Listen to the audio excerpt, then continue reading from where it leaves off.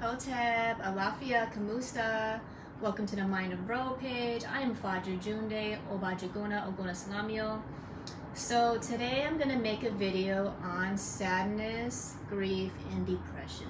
I know this subject really sucks, but a lot of us are dealing with it, so I'm going to talk about it. The last video I made was on a guided meditation, contacting the ancestors. So if you like that kind of stuff, go ahead and subscribe to my YouTube channel at Mind of Ro. I also have a TikTok, an Instagram, and a Twitter at Mind of Ro, and a Facebook business page at The Mind of Ro. And I also do readings, so if you would like to get a reading done, go ahead and shoot me a message or shoot me a comment and set an appointment up with me. So, first step is basically dealing with depression and sadness is you have to first admit that you are depressed. A lot of people have depression or are going through depression or are depressed about their life, but they're not even aware of it. So I'm going to give you some red flags you're actually you're depressed. Number one is the inability to have fun. This basically means that all the things you used to do for fun, you don't do anymore because you find some kind of excuse for it. Like you're either too tired, and number one excuse is actually you just don't feel like it. And basically that's why it's a sign of depression, is because if you don't feel like having fun, there's some kind of subconscious need to avoid fun and avoid joy and to be depressed and isolated instead.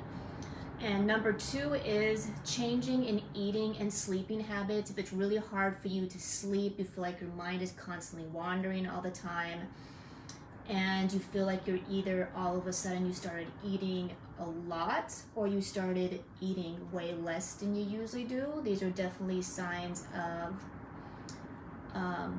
depression or sadness, or some kind of psychological issue going on that's causing you to kind of change up your natural routine. Sorry, somebody was calling me. Number three is feeling fatigued and tired all the time. No matter how much you sleep, you feel like you're always tired. Well, obviously, if you're not sleeping at all, then definitely that's a red flag why you would be tired and fatigued all the time. But if you're oversleeping as well, or you sleep, or even if you're sleeping a regular amount, but you just constantly feel like you're fatigued, you constantly feel like you're dragging your feet, you're tired, no matter what you do, you feel like you need to drink more caffeine on a regular basis, or you just feel like it's a constant struggle to just do things, and whatever it is that you do, it's hard for you to do chores, it's hard for you to work and stuff like that, then that's definitely a sign that you have some depression going on within your mind that's kind of weighing you down, and it's mentally causing you a lot of mental fatigue and fogginess. Another red flag, not now. Another red flag you're dealing with depression is the obvious is you're just constantly feeling sad and sorrow all the time. Sometimes you don't even know why. Like you could just be driving and all of a sudden you feel sadness. You could just be doing anything regular, like doing the dishes, and all of a sudden you just feel a feeling of sadness and you don't understand why you're feeling this way, and it's constantly happening to you a lot. So this is definitely, the most obvious is if you're depressed, have depression, or is because you just feel depressed all the time, or you're constantly feeling sadness all the time and you just can't shake it off of you. Another sign you're depressed is angry outbursts. You could just be having a regular conversation with somebody and all of a sudden you feel like you want to trigger and you want to freak out and you want to argue and you want to fight and you want to there's something in you that just wants to be angry. There's something in you that just wants to go to war constantly. Your emotions are kind of bouncing up and down from sadness to even happiness to anger and stuff like that. This is a sign of going through depression. So now that I gave you the signs of depression, the next one, number two, dealing with depression and sadness, is to ask yourself, why do you think you are feeling sad or depressed? Now, I know all these depressed, personally, I don't like big pharma commercials because what they do is they basically don't teach people accountability. That's my personal perspective. That's my personal point of view. So that's why I'm bringing this up, why it's in the beginning of the list, is really asking yourself why you're depressed. Because a lot of these commercials out here basically say, okay, well, you're just depressed because you have a chemical imbalance. But according to my personal studies, if you have a chemical imbalance in your brain, it is because you within time has caused that chemical balance within your brain. You don't just wake up with a chemical imbalance. It doesn't just happen overnight. It takes a long period of time for it to happen. So for you to have a chemical imbalance in your brain that's causing you to feel chemically depressed, it is because you habitually thought of negative thoughts over and over and over again, or habitually went through trauma or some kind of constant issues in life that's causing you to think negative thoughts. Whether you're actually going through something or you're dwelling on the past and your mind is thinking it over and over and over again, which will in turn cause you to have a chemical imbalance in your mind. So the reason why I don't like a lot of these commercials, selling that idea, is because to me that's like a big money maker. Like, don't take any accountability for your depression. As long as this does this, just spend money on it. That's I don't like that, but that's just me. Okay. So this is, I don't make laws in the universe, but I'm just, according to my studies, if you actually read and study about the concept of chemical imbalances in your brain, it is due to your own doing. It is your brain, and what we call in Yoruba language is called your ori. This belongs to you, and it belongs to you only. It is yours. And we need to take accountability for that. So if you have a chemical imbalance in your brain, it's because you habitually thought of negative thoughts over and over and over again, to the point to where it caused you to have a chemical imbalance in your brain. So this is a main step in healing from depression and sadness, is really owning that and asking yourself, why are you depressed? What are you thinking about? Depression, a lot of it is caused by denial, which is not admitting that you're going through something currently that you are not dealing with and you need to deal with it. So a lot of times people like to, which is common for us humans, it's the human experience, to not want to deal with feelings because feelings suck. It sucks to be sad. It sucks to be depressed. It sucks to be angry. It does. It sucks. I hate it myself. But we have to understand that it's a part of us. It's a part of us that we need to admit that it's why it is useful, or why we should be one with these emotions and feelings instead of trying to avoid it. So usually if somebody is considered depressed, a long-term depressed person, it's basically not only dwelling on the past, but also not dealing with the present. So you gotta really ask yourself, what are you specifically depressed about? One thing that's never going to heal you is if you say, I don't know, or nothing, I'm just depressed. This is called being in denial. I'm trying to be sensitive on it because I know that I've been through that. I've been through depression before in the past. I've gone through it and I get it. But this is what I've learned from my personal experience of healing through depression, is really admitting why I'm depressed. And telling myself I'm just depressed because I'm depressed, it's not going to solve anything at all. We have to really evaluate ourselves and ask ourselves and really sit with our own thoughts and ask ourselves, what is the idea or sentences or memories or whatever it is repeating over that we are choosing to push replay in our mind over and over and over again to cause us to be depressed? What are we living in right now that's causing us to be depressed? Are you in a toxic relationship with a person you don't love anymore, that you're forcing yourself to be with? Are you working a job that you can't stand, but yet you're working it just for the money? Are you living with toxic people that drive you insane, but you're forcing yourself to live with them because maybe it's your immediate family, like your cousins or parents or whatever? Why are you depressed? And this is a big step to to really owning it, to being able to heal. Because if you don't even know that you're depressed, or if you don't even know why you're depressed, then you're never going to heal from it, and you're basically just going to die depressed. So unless you want to die depressed, we have to ask ourselves these questions. Why am I depressed? Am I dwelling on something that happened way long time ago? Do I need to let go of somebody who passed away? Do I need to let go of an ex? Do I need to let go of home? Maybe you moved somewhere and you're depressed over it. What do you need to let go of? What do you need to change? What are you really not happy with in your current life right now that's really bothering you, and you're not dealing with it, and you're lying to yourself, and you're telling yourself excuses like, maybe he or she will change, or maybe I'll adapt, maybe I'll get used to it. These are excuses in denying reality. What do you really need to deal with? What do you really need to change in your life and shift over, or really talk to somebody about and really deal with it, and you're not dealing with it? This is what causes depression, is when we're avoiding those things, when we're avoiding subjects because we want to make peace, but what it's doing is causing depression within us instead. My next one is number 3, is understanding the 5 stages of grief and knowing which stage that you're in. So I'm going to list you the 5 stages of grief. Number 1 is denial. Number 2 is anger. Number 3 is bargaining.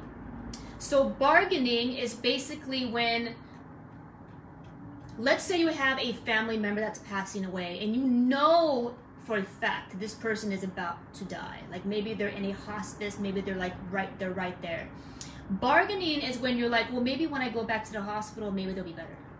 Bargaining is when you're going through a divorce or a breakup, right? And you know deep down inside it's over, but you want to bargain with it and say, well, maybe they'll change their mind, or maybe tomorrow it'll be different. Even though you know deep down inside that's not realistic. This is called bargaining. The next one is obviously depression. And then the last one is acceptance. These are the 5 stages of grief. So know that these 5 stages of grief doesn't necessarily always happen in that order. Sometimes those concepts will kind of bounce back and forth. Maybe when you're going through depression or sadness, maybe you'll start with anger first, and then you'll go to depression, and then you go to depression or denial or whatever. It doesn't necessarily have to be in that order that I listed, and it doesn't necessarily always happen just one time, and once you're over that phase, it's just over. Sometimes you might be in denial and then bounce to bargaining and then bounce back to denial again. It doesn't necessarily always mean that it's always going to be, you're going to flow through it easily. So knowing the 5 stages of grief and what stage that you're in helps you be a little more aware of what reality that you're in, so you could actually let yourself know, is this real, is this proper, or it helps you be able to control the step that you're in. Because a lot of us don't even know that we're in denial. A lot of us don't even know that we're trying to bargain with a situation. A lot of us, when you're stuck in the emotion, you tend to just kind of like, it takes over you, you know, and it's just like you're not even there anymore, and the only thing that is there is you and that emotion, you and the sadness and depression, and it's like it takes over your whole entire life. It takes over your time, it takes over your brain, and that's all you can think about is that depressive thought over and over and over again. And it's almost like it takes over you, it takes over your being, and even takes over your whole personality. So the best way to be able to get control of that is to know which stage of grief are you in. So at least you can pinpoint it and say, okay, I'm in the bargaining stage of grief. How do I get out of that? So the only way to be able to get out of these stages is to first be aware of it, and then question that concept, question your denial, question what are you really angry about, question what are you bargaining about. Is the bargaining you're doing in your head, is it realistic, or are you mixing bargaining with denial? So these are great questions to ask yourself when you're going through sadness, is to know which area you're in, and know that you're not always going to be just in one of those categories. Like I said earlier, you could be in denial and bargaining at the same time. You could be feeling angry and depressed at the same time. It's not necessarily going to be one or the other. Just sometimes it just helps a lot by just sitting with it and know, okay, this is what I'm going through right now, and being aware of it, so it doesn't control you as much, and you want to be in control of it. So be able to be in control of it is to be aware of what it is happening at that time, if that makes sense. Number 4 is, sometimes once you kind of realize you're going through this, and you realize, you know, you're like isolating yourself and you're going through the bargaining, depression, anger, and stuff like that, you have to, this is where I realized for myself, I've lost my mother who passed away. I've been through breakups and stuff like that, you know, and I've moved a lot and left friends and family behind, other states and everything. So from what I've learned is going through certain moments in life when we feel like we've lost something, is realizing that we need to do something to make us happy. Like, you have to. And something that I realized that's helped me a lot is sometimes you just gotta force yourself to do something. Like, even if you don't feel like it, even if you're just like, all I want to do is sit around and I just want to go home after work and just veg out in front of the TV and cry, or listen to sad music. You know, when you like go through a breakup, you just want to listen to sad music over and over again. Or you lose somebody who passed away, you just want to look at their pictures and just dwell and be sad, you know? And that's okay at first. It's normal to grieve. There's nothing wrong with being sad. But if time goes by and you're still going through it as if it just happened yesterday, and months go by and you're still kind of stuck in that frequency, you gotta force yourself to get out. You have to ask yourself, what was I doing before I was in this state of mind? What was I doing before I was depressed? What was I doing before I was sad? What did I stop doing? I need to start doing now? And it could be anything from playing a sport to doing something artistic to hanging out with specific people. Like, maybe you have some friends that you just decided to disappear from because you started sitting at your house alone, depressed and stuff.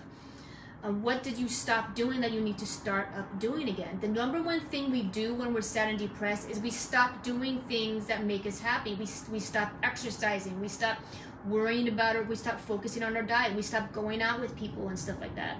What did you stop doing?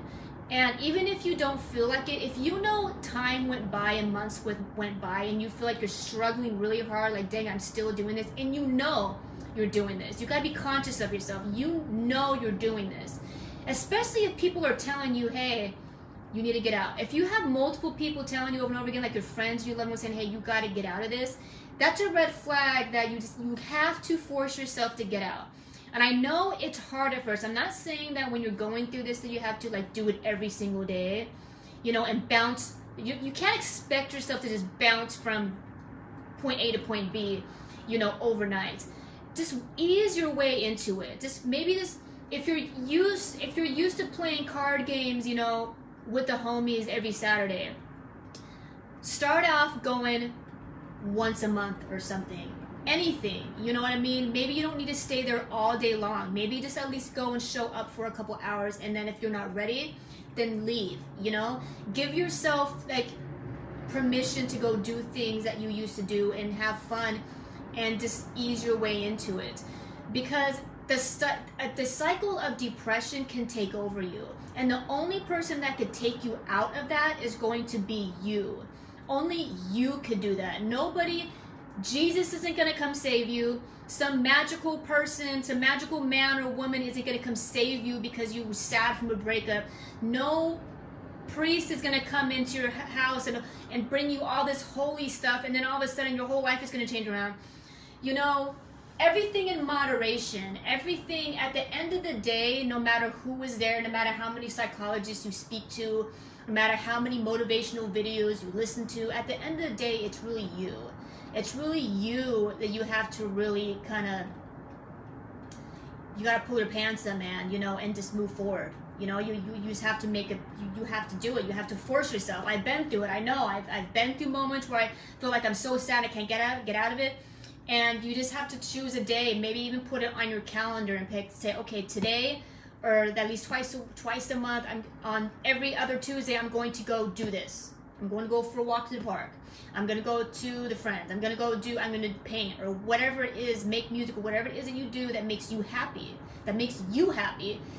do it. You know, force yourself until you get used to it, because depression is habitual. It's a cycle. So what you want to do is get you into another cycle, and the only way to get you in another cycle is to start the cycle. So to begin it, you literally have to force yourself.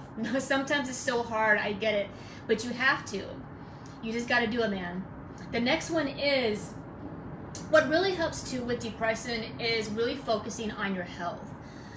There's nothing like getting those happy chemicals going, like jogging and working out, doing yoga, anything that's kind of get that adrenaline going, get that energy out of your body, because depression also can be paired with anger.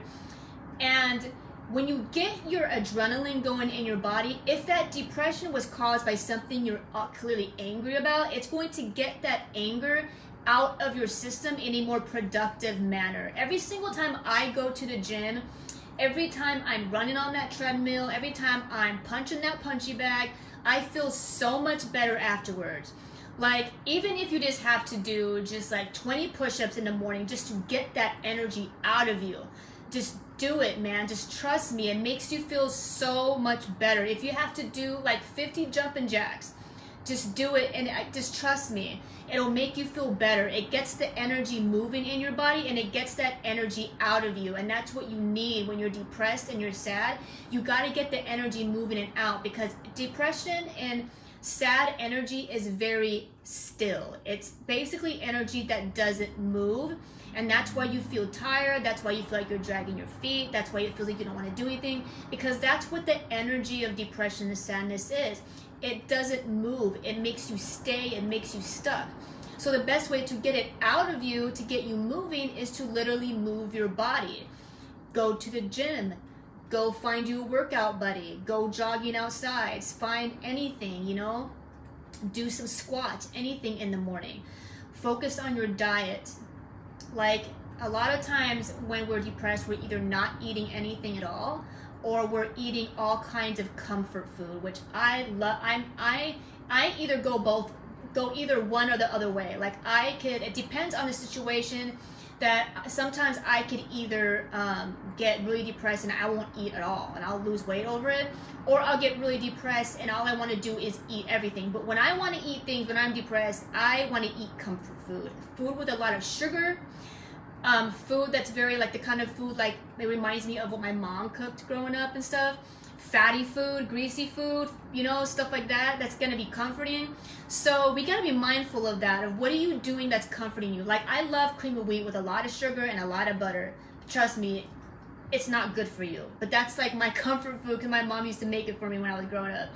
So we got to be mindful of our comfort food that we eat when we're upset and we're sad. Sometimes it's okay, you know, I get it. Once in a while, you know, don't give yourself a hard time when you're depressed and sad.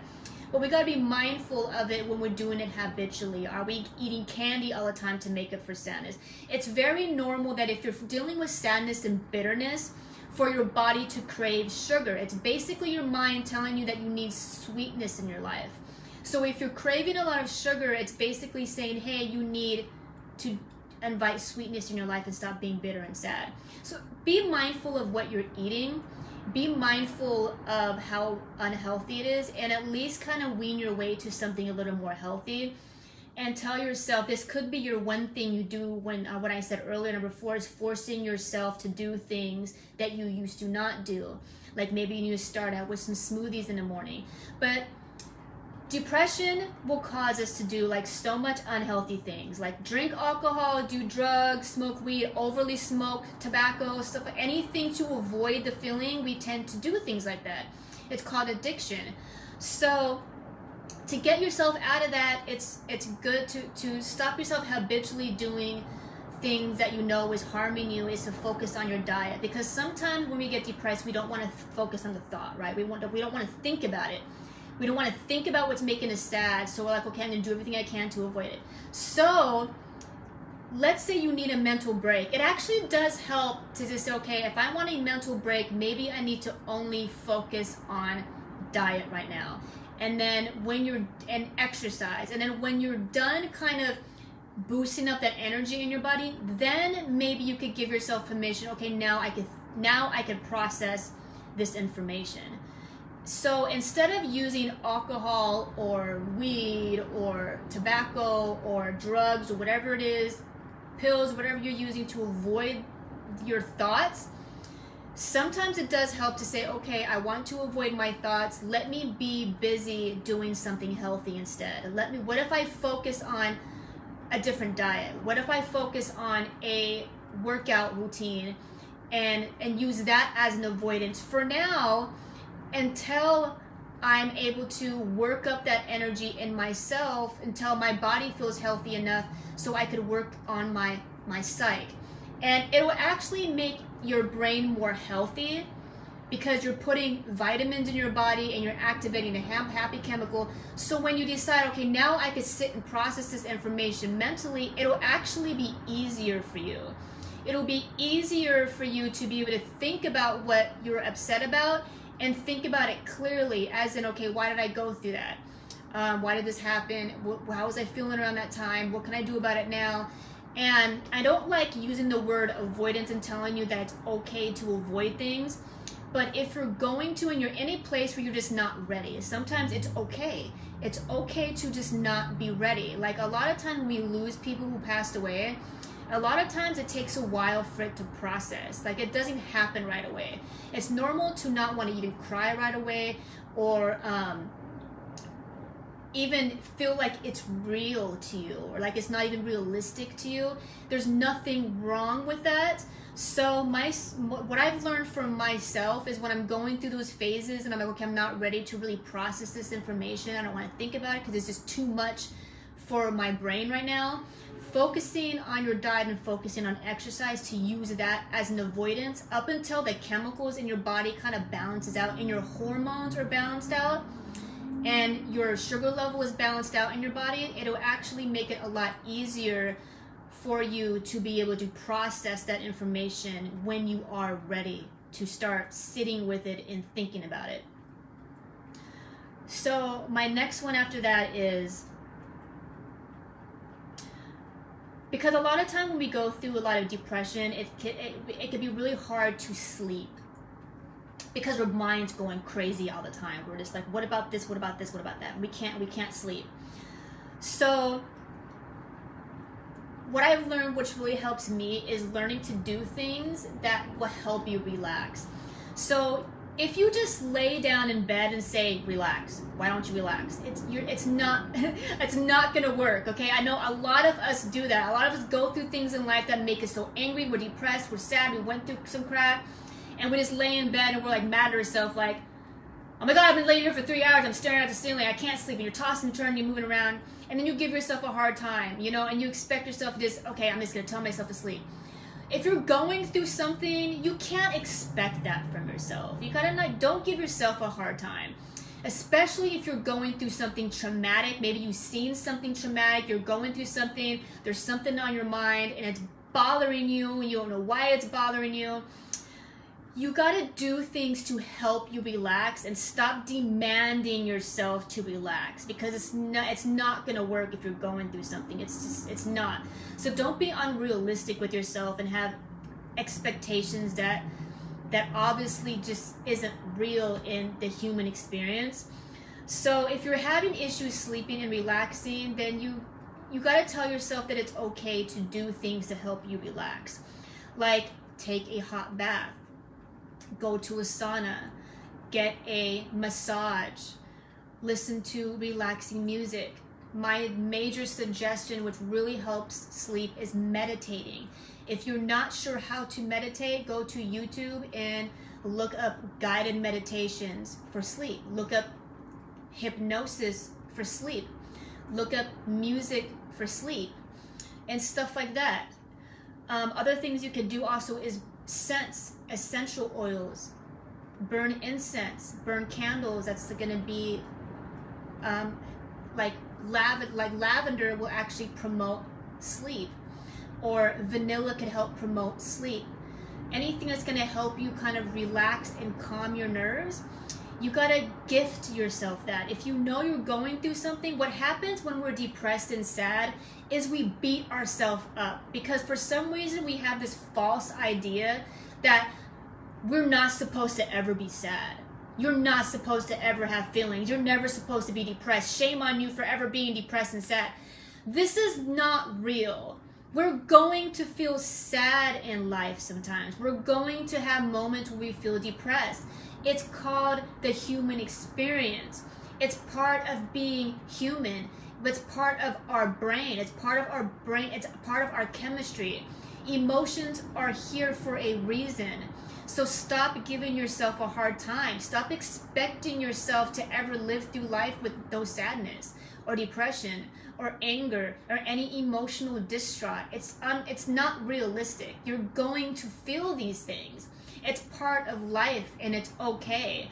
I'm not saying you have to like it. And trust me, I don't like it. I can't stand feelings. I hate feelings. We all do. But we need to not give ourselves a hard time. You know, it's okay.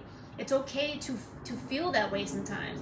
So instead of giving yourself a hard time, like, damn it, why can't I sleep? And you're beating yourself up over it, nourish yourself. Give yourself something that's going to help you sleep. I'm not saying to go pop a bunch of pills. Don't do that. I don't feel like it's good for you.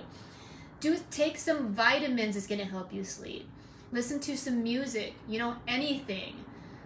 Cuddle your pillow, I don't know. Whatever you gotta do to help yourself. Masturbate, I don't know. Do what you gotta do to help you sleep, you know what I'm saying? There's nothing wrong with it. Take care of yourself. Ask somebody to come stay the night and give you some company so you don't feel alone. Do you have a sister, a brother, a friend?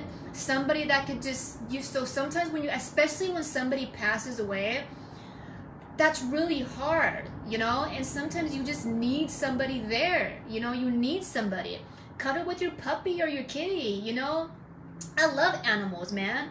Do whatever you need to do, but just don't give yourself a hard time and not nourish yourself. You need, during a time of crisis and emotional pain, you need to nourish yourself at that time, because no one's really gonna do it better than you are. Like, you gotta learn how to hug yourself and love yourself and say pat yourself in the back and say it's going to be okay. Take a bath, go to sauna and stuff like that. Shoot, I got a massage for my birthday, man. It was awesome. And I'm like, I gotta do this more often. This is great. Because there's nothing like a massage that'll help you sleep, man. To let you know right now, if you if you can't sleep and you go to the gym and then go get a massage, you're gonna sleep fine that night. Okay, so do the things that you got to do to help you sleep and don't give yourself a hard time. Next one is you got to change the scenery sometimes, because depression and anxiety and sadness and stuff like that is a cycle we put ourselves through, and it becomes normal to us. It becomes like a lot of time when I meet depressed people, they identify with it, and they're literally like, oh well, this is who I am, I'm just depressed, this is what I do. And that's called a cycle. So you got to get yourself out of a cycle. Sometimes all you got to do is to change the scenery. So if you're always at home all the time, or if you're always at work all the time, then you need to go do something else. Like, you need to go to the park, you need to go somewhere, you need to take a vacation. Go to a place you've never been to. So ever since this COVID stuff has been over, I made myself a goal that I'm going to visit places I've never been to. And so far, this last year I went to California and Florida. I've never been before. So, and I finally went. So do things that you've never done before. Visit places you've never been before. You know, go to countries you've never been before. Go to states you've never been before. Go to places within your state you live, and take the time to drive to certain places you've never been before, just to change the scenery. Go to a restaurant you've never been before. Go to a store you've never been before, you always want to go to. Instead of going to the same thing, instead of always eating the same food all the time, going to the same restaurant all the time and ordering the same food off the menu every single time, and going on vacation to the same place all the time. Change it up sometimes, you know? Sometimes you just gotta change the pattern, and sometimes even just changing the type of groceries you buy on a regular basis. Changing the route you go home or go to work sometimes would help change the energy, because you're basically training yourself to leave the cycle. Even if it's just simply driving a different direction that you usually go to a store or something like that. And anything, change the scenery, change the habits that you're in. So it helps you subconsciously be able to change the cycles that you're living in your life. The next one is, obviously, if you're depressed, you got to change your life. So if you are in a toxic relationship and you know that person is toxic, or you know you fell out of love with that person, or if you know you've been working a miserable job and you hate it, and you know that's not what you want to do with your life, but yet you're in it anyways, then you need to change your life around. If you live with somebody, like say you have a roommate and that person, all they do is come home with drama every day, and it's making you miserable, and it's making you depressed, then you need to take ownership, and you need to change. You need to change your life. You need to admit that you need to change the job. You need to admit that you need to change the relationship you're in. You need to leave. You need to move out of the home that you're in, because it's constantly causing you grief and drama in your life. You need to do that. It's your life. It's nobody else's. Like I said earlier, you can't expect anyone to come save you. No one's going to come save you. If you're depressed and sad about the way your life is going, you're sad. You can't keep popping pills and thinking, oh, I just have psychological issues and I'll just keep popping pills and just numbing myself and making it go away, and then beating myself up and saying, what's wrong with me? Sometimes there's nothing really wrong with you psychologically. There's just something wrong with your life, and you need to change it, and you need to take the steps that it takes to be able to change your life around. Leave the relationship. Leave the toxic home. Stop hanging out with toxic people. Stop watching things that are depressing. Maybe you're listening to music that's depressing. Do you need to change that habit? Are you depressing? Or do you always talk about depressing things? Are you always angry? Do you need to listen to what's coming out of your mouth? Are you just mentally depressed and you're depressing everybody around you? Do you need to change your attitude? Do you need to change the type of things you speak about? Do you need to change the way you act? Like, we got to be real about that kind of stuff. So the only way to change depression and sadness in our life that's causing the sadness is changing those things that's bringing us sadness. Whatever's making you sad, you got to get rid of it. Get rid of it. You know, if you don't like it, get rid of it. Throw it out. Out with the old and with the new. Next one is, number 9 is, you got to speak to somebody.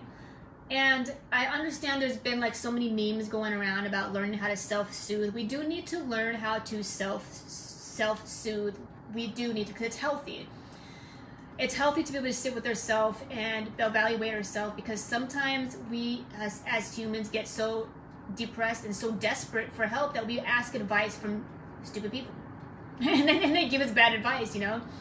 And so we need to find a balance of knowing when it's right to self-soothe and when it's okay to speak to somebody. And when we do speak to somebody, what should we take in and what should we not take in? You know, what is the advice we're not giving to ourselves that's not, what is the advice we're giving to ourselves that's not good? And what is that advice that we need from other people? You know, what is the advice that we're giving to ourselves subconsciously that we should be following? And what is the things other people say that we shouldn't? You know, it's good to just find a happy balance when it comes to learning to self-soothe yourself and knowing that it's okay to need people sometimes.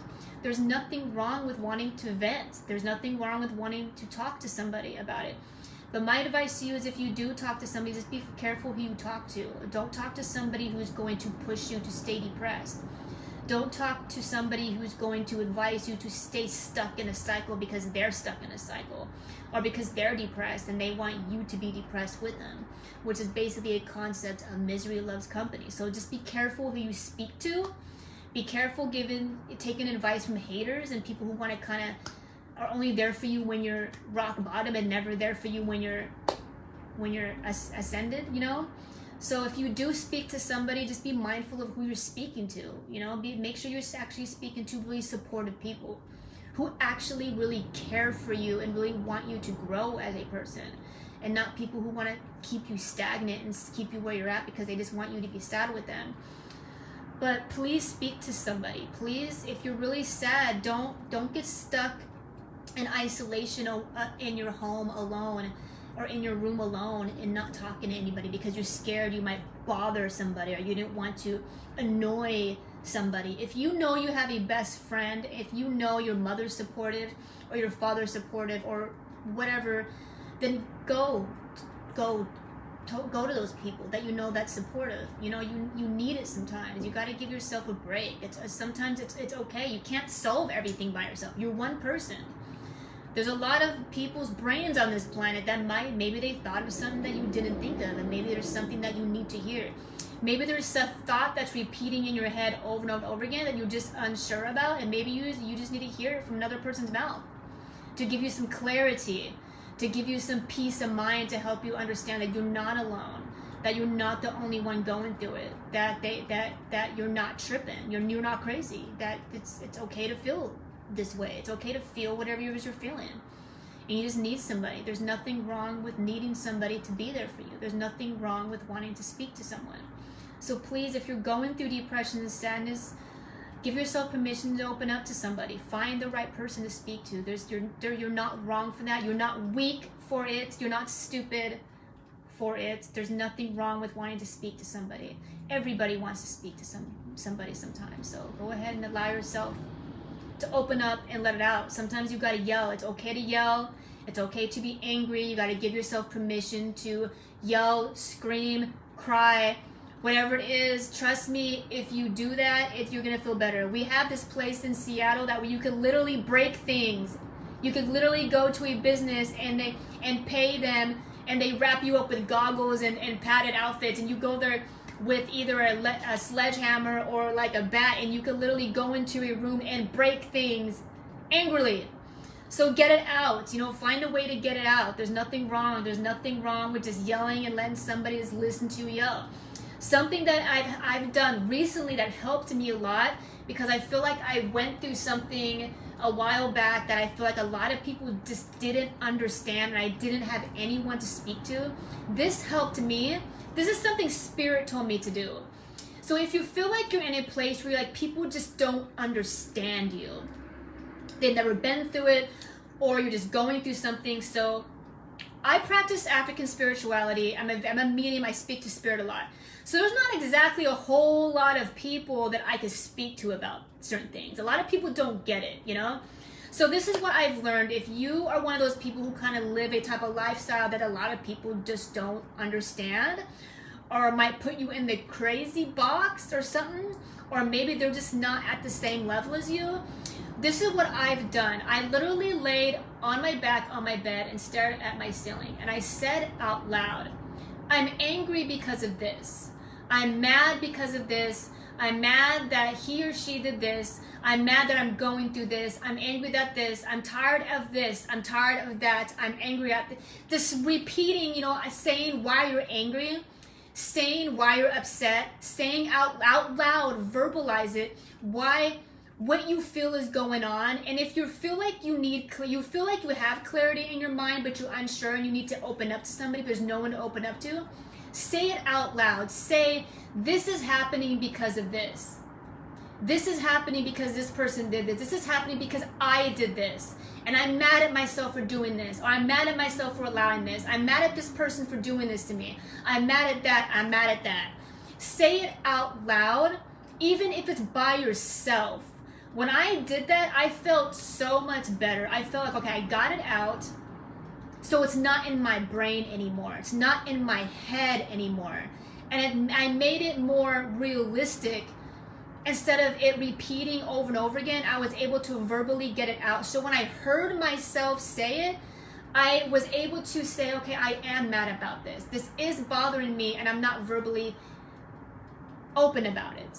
And it is inside of me. Even if I tell myself it's not and I'm trying to ignore it, it is inside of me. And when you sit there and you lay there and you say these things outside, you'll realize there are things that are bothering you, and you need to let it out. And you need to admit that it is bothering you. And you need to admit why it's bothering you. And it's okay to say these things. It's okay to be mad at people. It's okay to be mad at yourself sometimes. It's okay to say, shoot, I made a mistake. Why did I do that? It's okay to say, I'm pissed because I do that. It's okay to say, I'm pissed because I allowed that. I'm pissed because of this. I'm pissed because this person said this or did that, and I'm disappointed. And now, it's to say it out loud, and it feels so much better. And then once you get it out loud, you'll realize, damn, that situation was bothering me a whole lot. And I didn't realize it until I actually sat and said it out loud and repeated it out loud. And when I did it, I felt a lot better. I felt so much better, and I was like, wow, I was mad about this kind of stuff, and now I got it out, and now it's off of me. Now it's out of my brain, and now it's realistic, and now I'm not giving myself a hard time, and now I'm actually allowing myself to feel it. Because when you're actually sitting there verbally saying it, you're actually allowing yourself to feel it more, just for that moment. You're allowing yourself to be with it instead of running from it and avoiding it all the time. Because when you're not saying it out loud, you're avoiding it. You're like, okay, well, I'm just gonna let it go, I'm gonna let it go, I'm gonna let it go. So when you actually lay there and verbally say it out loud, you're actually giving yourself permission to be with it for that moment. And that does a lot. It does a lot. It lets a lot of that out. It gives you clarity on what's really bothering you, instead of you having it stuck in your head and you telling yourself it ain't bothering you, when you know damn straight it is bothering you. You gotta say it out loud. So next one is, last but not least, obviously, you really gotta take ownership of your depression. If you are sad and you're a depressed person, you gotta own it. You gotta be like, I have an issue and I need to change it. Because nothing's gonna change if you don't own it. We gotta admit that I like this saying, I don't know where I seen this at, but I seen it online a while back, and it said, no problem is bigger than you. Basically, that means no matter what is happening in your life, it's never bigger than you.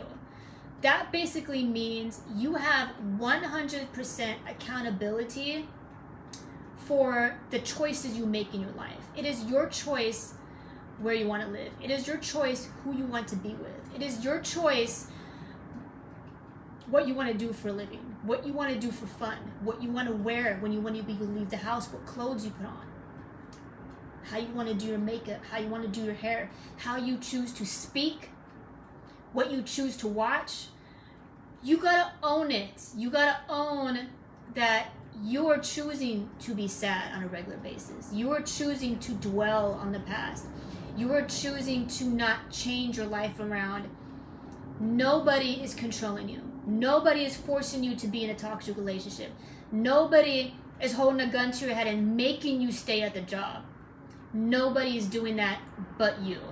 And we need to get out of self-victimization mode. And we have to tell ourselves, this is not the story I'm going to live. And you have to choose happiness.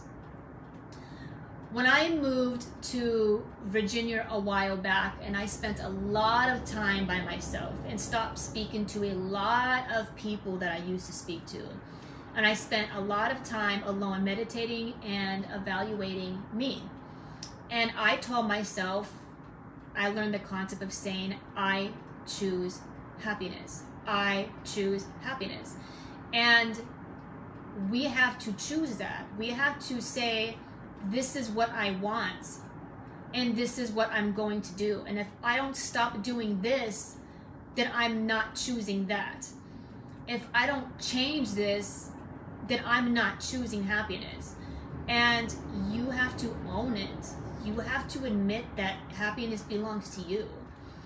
Like, whatever it is that you want for yourself, if you want to start a business, if you want to work for whatever that corporation is that you've been applying for, if you want to move somewhere, you want to live on an island, you want to start a kingdom, whatever it is you want to do, you want to find that soulmate, you want to, whatever it is that you want to follow a certain religion or start a certain hobby, like play golf or whatever it is, you gotta own it, man. Like, you gotta do it. You gotta say, I choose happiness, and I'm going to, every day I'm going to strive to do what I need to do for myself to be happy. I can't keep doing this. And only you can do that. Only you can decide to be happy. And we can't keep crying about things. We can't. We have to make a choice to say, okay, I'm gonna stop dwelling on this. I don't want to think about it no more. I don't want to do it no more. We have to do something. If it's fixable, then fix it. If it's not fixable, then admit it and move on. It's that simple, you know? Understand the difference between what you can change and what you can't change, you know? I mean, it's normal for a lot of us to get depressed because of the government and the crap that's going on in the world. But you can only do your part, you know? There's no reason to dwell on things that you have no control over. But you have a right to dwell over things you do have control over. You do. Now, if you're dwelling on something you do have control over and you're not taking control over it, then you need to admit that to yourself. And you can't blame anybody but yourself, you know? So we got to understand what are we dwelling on that we need to stop dwelling on, and what are we dwelling on that we need to fix, that we need to change, and we're not changing it.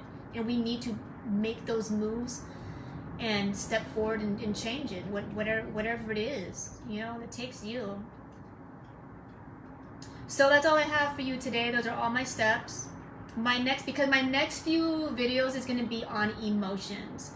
So my next video is going to be on anger and rage. So if you're a warrior and you got a hot temper, please go check out my next video on anger and rage. And don't forget to subscribe to my YouTube channel at Mind of Ro. I hope all of you are having a sane night. Ankh Uta Seneb. Namaste. Odabo. Peace.